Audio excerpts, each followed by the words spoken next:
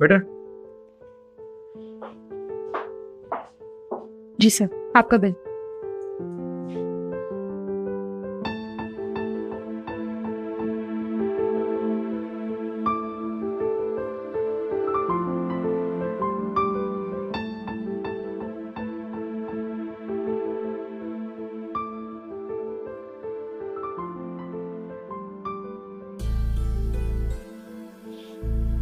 चले। Thank you sir. Sir मैं आपसे एक चीज कहना चाहती हूँ। निखिल, इसे टिप दो, चलो।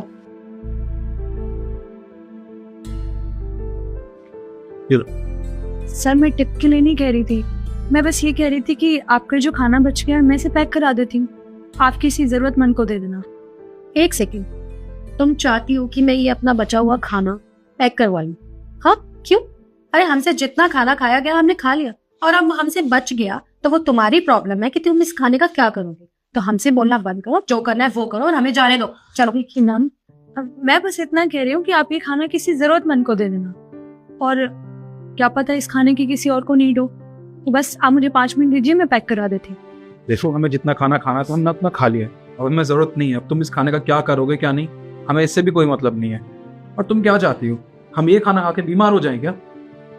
नहीं सर, मैं ये नहीं कह रही कि आप ये खाना खाइए, मुझे पता है कि आप लोग ताज़ा खाना ही खाते हैं, बचा हुआ खाना क्यों खाएंगे, पर आप ये खाना किसी जरूरतमंद को तो दे सकते हैं ना, और वो बदले में आपको दुआई देगा, आपको पुण्य ही मिलेगा। तुम्हारी प्रॉब्लम क्या है?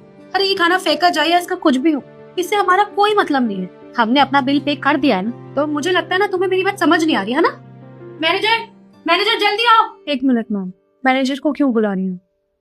आप मेरी एक बात सुन लीजिए, अगर आपको फिर भी लगे कि मैं गलत बोल रही हूँ तो आप बेशक मुझे नौकरी से निकाल देना, तो मैं यहाँ से खुशी खुशी चली जाऊँ। देखिए मैम, आप जैसे लोग ही होते हैं जो बड़े रेस्टोरेंट में जाके ना बहुत सारा खाना ऑर्डर कर लेते हैं, उसके बाद उस खाने में से थोड़ा थोड़ा खाना खा के टेबल पे ही छोड़ देते हैं, फिर एक वेटर आता है और उस खाने को डस्टबिन में डाल देता है।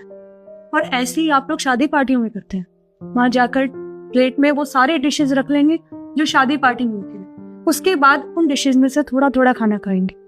या तो उस खाने को आप डस्टबिन में डाल देते हैं या फिर टेबल पे ही छोड़ जाते हैं। डस्टबिन में डाला खाना तो वेस्ट हो गया, और जो टेबल पे रहता है वो खाना वहाँ के जो लोग खाना बना रहे होते हैं ना, वो खाते हैं। आप लोगों को क्या लगता है मैम कि वो लोग ताज़ा खाना डिजर्व नहीं करते, पर उनकी मजबूरी है वो खाना खाना, क्योंकि वो लोग ना उस खाने की कदर बहुत अच्छे से जानते हैं।